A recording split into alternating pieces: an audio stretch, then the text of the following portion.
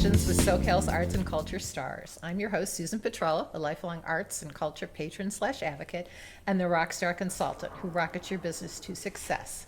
Each Wednesday, I'm hanging out with cool, clever, creative individuals. Today's guest is Elise VAZELAKIS.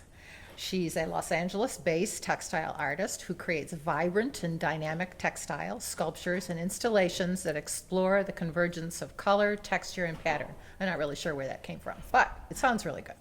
Elise is one of 22 artists in Coastline College Arts Gallery's new show, California Fibers, Texture and Form, which celebrates the innovative spirit and tactile richness of the California Fibers Collective. This group was founded in 1970, and they've continually pushed the boundaries of textile and fiber arts, exploring contemporary ideas through traditional and experimental processes. Welcome, Elise. Thank you. Thanks for having me. Yeah, absolutely. So you didn't come right away in your career to art and fiber and such. No, I mean, I started when I was a little girl. Both my grandmothers taught me to sew, one on a sewing machine that wasn't electric and it had a pedal, so it's much like my weaving loom now. It has a pedal. And then my other grandmother taught me to hand sew. But I didn't embrace, I did a lot of, I'm a product of the 70s, so I did a lot of macrame and, knitting and crocheting and rug making. But then my art kind of turned toward kind of classical education. I started figure drawing, then I started figure painting and sculpting, and then I went into more abstract work. But I kind of went back to my roots, and that's, felt authentic. And it was kind of like an overseas type of, when you were overseas, that kind of like came together. Tell us we about got that. transferred. My husband got transferred. We took all the kids to Dubai. And it was a real change. And I was painting at the time and really into the arabesque motifs and painting those, but littering the whole landscape were the construction workers that were from Pakistan, Bangladesh, and India, and they wore a thin Indian cloth called a gamcha. And it just lit up the landscape, and I became obsessed with them. And so I went out one day with my camera and some dirhams, and I started trading them their gamchas for money, and they were very willing to give me, but I found very quickly that it was part of their attire and it was part of their uniform, and they needed that because it's really dusty there and hot. And so they used that to, wipe their sweat and guard, all the dust that was coming at them. So I finally found where to get them, and it was at the labor camps where they're housed.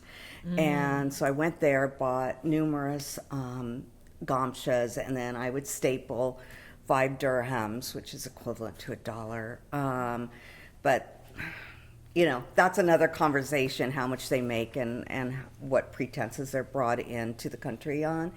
But they were very willing to trade me then. And I wanted the used ones because they had a history. They had paint. They were torn. They had been washed every night. They were thin. The colors were fading. Did you get like a name to them too? Like, did you get actually a name of a person to one also? No, they mostly spoke Arabic and Urdu and Hindi, which I don't. And also I had to do it really quick because they were coming off a construction site usually, and I got really in a lot of trouble with the contractors. You would just start yelling because they would see me. They started to know me, and they would just, run and leave the job site. So, yeah, I had to be kind of cognitive of, Interesting. So you created some works with. So I gathered, I laundered them, of course, and then I didn't know what I was going to do with them.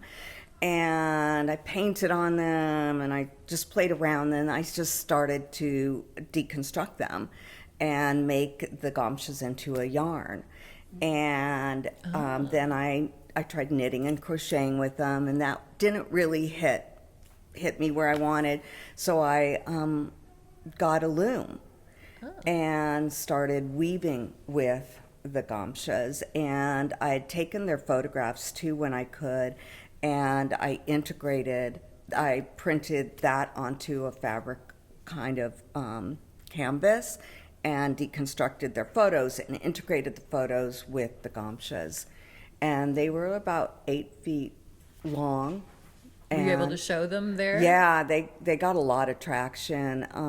I installed them at one of the art fairs, and I wanted people to walk and touch them because they're really the untouchables. People don't acknowledge them, they don't talk to them, they're bussed in and out every day. And so they're really building Dubai. They're the heart of Dubai. And so I installed them where people would have to go and touch them and interact with them. And then I got a solo exhibit at an art gallery there. And then some of the photographs were shown in Sharjah Art Fair. And so, yeah, I got to show that body of work quite a bit. So and then what happened with your work after that then from the Gansha? My husband was like, it's time to go back to the United States. I was like, no, I felt really creative there. I really loved it there. I traveled all over. And so, but he was done. He's like, I'm done. His contract was up. He was building major shopping centers there. And so we moved back. And so I've always integrated unorthodox, with my fiber practice, I've integrated unorthodox materials with traditional fiber techniques. So I felt lost when I came back here. And I started rummaging through the garage and found wire. Unbeknownst to me, it was stereo wire, which I guess is very expensive. And I started playing with that, and my husband was like, what do you do? No, I'll get you wire. And anyways, I started weaving wire. So, okay. And I did that for quite a few years. And it was really fun because you can manipulate it. And would you weave that on a loom? The wire on a loom? Yeah. Mm-hmm. Okay. The warp, which is the threads going across. Okay. Long ways, was always fiber. Okay. So a cotton. And then I would weave the weft with wire. There are some people that will dress their loom with wire and have both of them wire. You couldn't have something very thick though, could you? I mean, no, you'd have to have a really thin, kind of like wire. a larger gauge. But that led you to using wire led you to other kind of unorthodox materials to incorporate with your fiber. And so that kind of leads us into Elise's work here in the show, which is titled Driving with My Eyes Closed. And let's talk about the title first before we kind of get into the pieces. So where did that come from? Titles are always a weird thing. It's like, do I have it right on the nose, which I have with a lot of my series, or do I have it more kind of ephemeral and like, what does that mean? Anyways, the way I came up with that was I had told you that I had a reoccurring dream that I was driving with my eyes closed, and in my dream I'm like, open your eyes, open your eyes, open your eyes, and it's really unnerving. And I'd wake up and I was just like, and I had it numerous times, and I don't remember my dreams a lot, yet have multiple dreams with the same thing. So it just stuck in my head. So I thought, I'm just going to name this series Driving with, my eyes closed. And then it became kind of poignant because when I think about it, we are kind of, at least I am, driving through life sometimes with my eyes closed as far as single-use plastic, and how much I consume and how much I depend on convenience. And I think, as a society, we're not confronting all of the waste in the single-use plastic and what's happening on a kind of a global level. And so the pieces you've created in this show are, what plastic do they use? All these pieces are Amazon envelopes. So I've taken, you can tell now. Now you can see. You can kind of see the color. They're usually the blue and the white, but now they've come with different colors, so I get excited And they were yours about at that. first, right? The envelopes that you've used. Yeah, I started in about 2018. I started mapping my own consumption of single-use plastic, and what that means is I started saving every single piece of trash. I'd go in the garbage and I'd look at my husband and go, "Why'd you throw this out?" And he was just pulling my hair out. I had bags of garbage. And I would save it, I would log it, I would photograph it. And I really started to look at what I was consuming as an individual. And I kept all that stuff for a long time. And then I started knitting, weaving, and crocheting around every piece of garbage I had, until my hands literally gave out. I got this thing called trigger finger, and I couldn't move my hands, and I was like, okay, I got it. Did you have to slice and dice or splice or whatever the plastic to weave it then? No, I Break didn't. it down? What I did was I took fiber and wove it around every individual item I had. And if it was a soft plastic, I stuffed it into things. So like the piece in the show, it's all filled with my single-use plastic as well. Oh, interesting. So anyways, Oh, wow. back to your question. Sorry, I'm like, That's I'll okay. be like, Don't- one of the things that I had saved was Amazon packaging. So I had a stack after a year that was, fairly big. And I thought, what am I going to do with that? And how am I going to do it? And I did cut it up and kind of quilt with it. I have pieces that are quilted. Okay. Along with other single-use plastic, the thinner plastic. And then I still had stuff left, Amazon packaging left over. And I thought, can I make yarn out of this envelope? And there's a process that you can make t-shirt yarn. So it's a kind of a square, and you cut it, and you can make one continuous strip. And that's what I did with the Amazon packaging. And then I wove with it, crocheted with it, and then I started to twine with it. This is a basket weaving technique called twining, and most of the indigenous cultures all over the world use either twining or coiling, and that's what this is. So I started twining with it, and the inside is a paper core. So that's not recycled, but it is paper, at least. Did you have to teach yourself basket weaving then, or how did you learn? I had learned that actually by someone you interviewed, Carrie Burkle. Oh my when I was gosh, going to okay. school, she was my professor, and she did a 3D sculpture class, and twining was part of that. Yeah, because your pieces have all of this wonderful sculptural quality to them now. It seems Yeah. like, they're not just like, some of the fiber pieces are rather flat or they move with air and such, but they're very sculptural.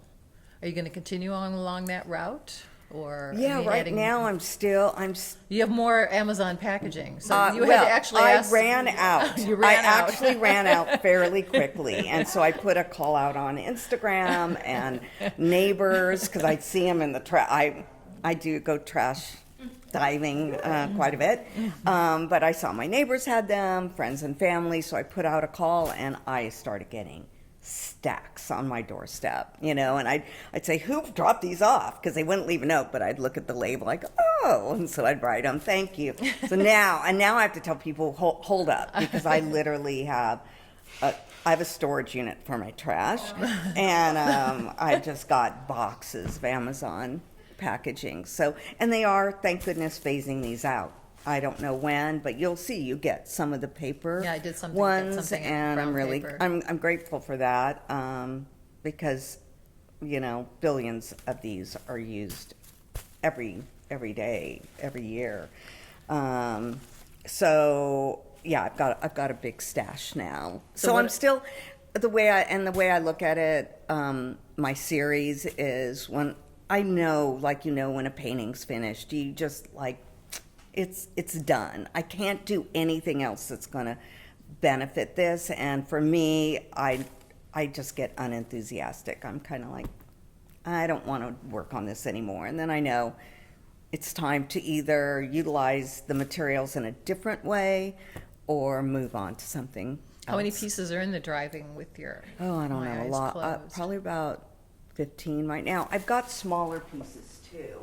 I'm happy to pass them around. They're very touchable since they are plastic. So I'm not sure. You asked me that yesterday and I didn't look. Probably about 15, but I'm making a lot of small ones now. Okay. And I want to use these small ones into a series, either So wall they would be mounted. some kind of configuration together, the small ones? Okay. Yeah, so I've got like 10 right now, or I want to put them all together into a sculptural form.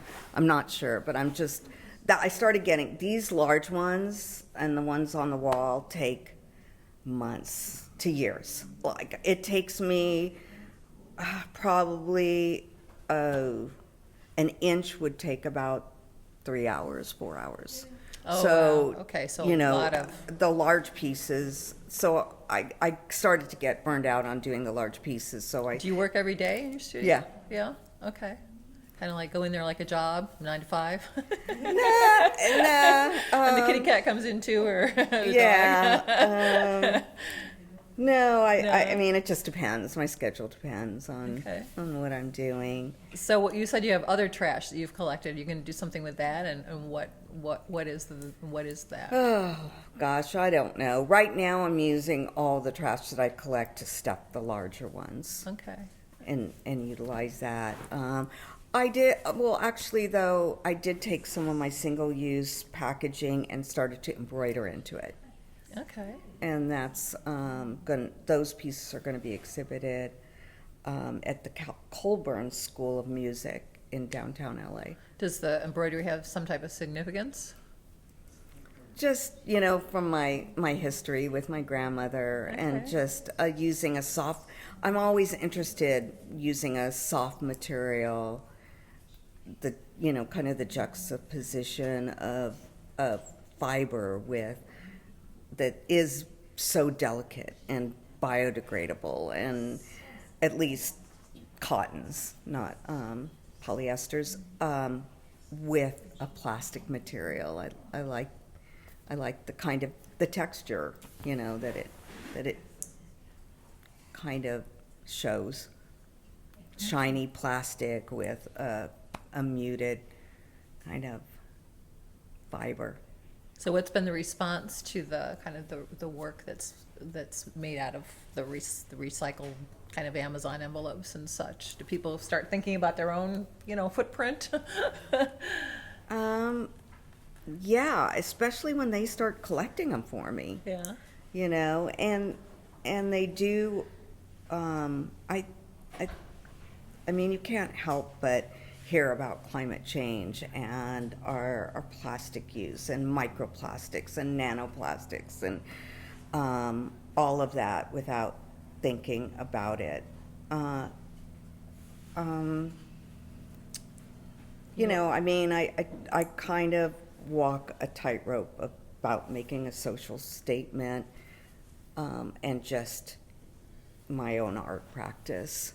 Okay. But I'm really, like we talked about yesterday, really interested in the Anthropocene, which is the geologic age, which we're in right now, which is the first geologic age where man has an impact on the sedimentation of the rocks.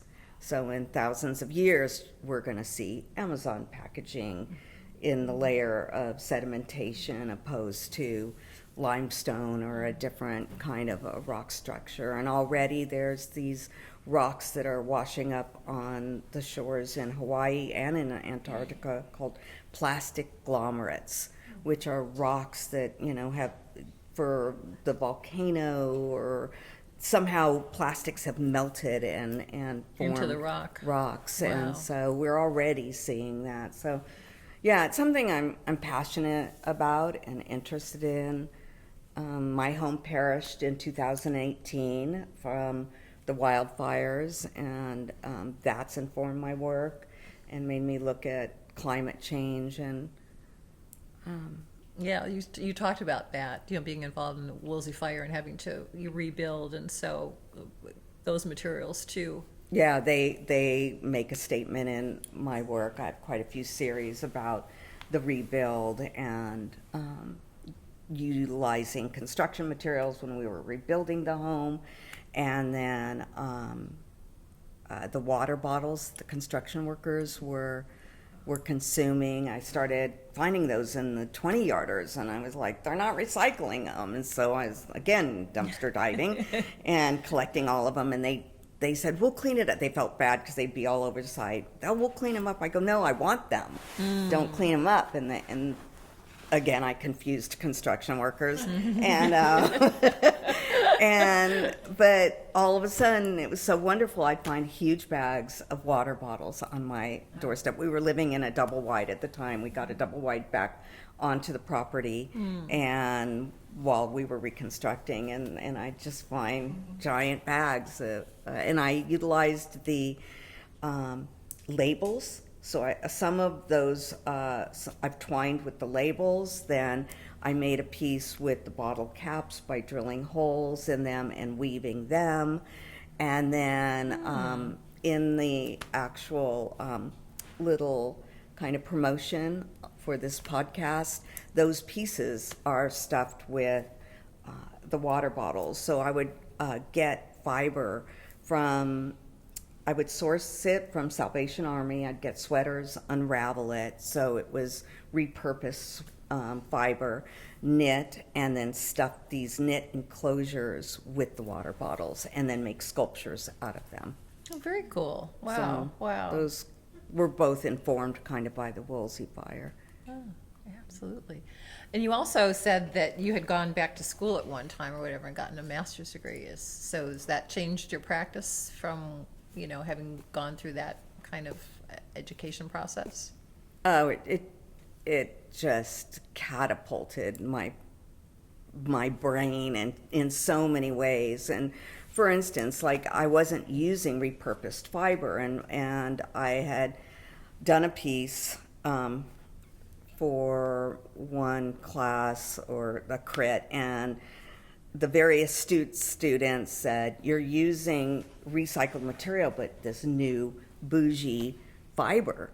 And I was kind of like taken back and bristled a Putting little you on bit. notice, right? Did not like that crit very much, but then I walked away and thought, they're right. I mean, I should be using repurposed materials around this. I mean, I thought I was kind of being, I was going out to alpaca farms and utilizing local sourced. So I wasn't using petroleum to get it. I was using natural fiber, not polyester, which has plastic in it. But that took me to the next level, and it's all a tribute to, the critiques that I was in and being informed by their work. I was so informed by not only my professors' teachings and work, but also by the other students. It's hard to find, though. I mean, I was looking at, I don't know, Goodwill or whatever, but there's so much of the fast fashion there now. So that finding even that kind of repurposed fiber, probably is somewhat difficult. Yeah, I it's don't. just like, I oh my don't God, know this is if all like from H&M or Forever 21 or whoever else. Yeah, I don't know if the fiber I got was repurposed, but I repurposed that fiber. Oh, I see. Yeah. Okay. Yeah. So fast fashion is another whole. So you've got some shows coming up Yeah, I have one at after this one? Yeah, well, one's still going on at Oceanside Museum of Art. Okay. And then Colburn School of Art. And what do you have there? Some more of the Amazon? At Oceanside? Yes. Yeah, I have this body of work as well as an installation where I have gold thread that unspools and drops to the floor. Okay. Okay. And then, so Oceanside is ongoing here a couple more weeks. I know, so come out if you haven't seen it. It's a great show. We have a lot of great And then artists what's in this next show. at the end of the year or the new year? Irvine Oh, that's right. Arts Center. Okay. And is that, I've there's got, there a, they're interested in these pieces, so there's going to be about 4 or 5 pieces. okay. And in is that show. is there a particular theme for that show or Yeah, Title? it's labor. labor? The curator has come up with kind of labor. Okay, okay. And so you definitely labor at this. Yeah, I do. Yeah, we talked about how it's a really slow process, and I think it's interesting that I use materials that all can denote convenience and speed and fast. When can we get it? Can we get it at 4 a.m.? Can we get it the yes. next day? Next Can we get day. it 2 days? Same day, right. And the way I'm using it, like, literally takes, I deconstruct it and takes so long to repurpose it. So that's, I think, kind of interesting that I'm using something that says convenience fast, and I'm doing something very slow with it. And do you do sketches ahead of time? Like as to what or you just kind of sit down and No, create? I'm more, I do sketch. I need to sketch more. I sketch mostly post. Sometimes I'll do pre, but mostly post. I'll look at it. No, I'm more kind of just In the I moment, see right? You where sit it down. goes. Okay. I always start out as a basket, and then it just kind of morphs into something different and interesting. Sounds good. Well, thank you very much. Thank you very much for joining us and sharing your Oh, story it's my with us. pleasure. You've Thank you made so much sounds for bounce. having me. And thank you. Oh, that went fast. A special thank you to our generous sponsor, Coastline College, its Fine Arts Department and Art Gallery. David Michael Lee, our director, our curator, professor. David's also Bounce's wonderful producer. Thank you, David. Until next time.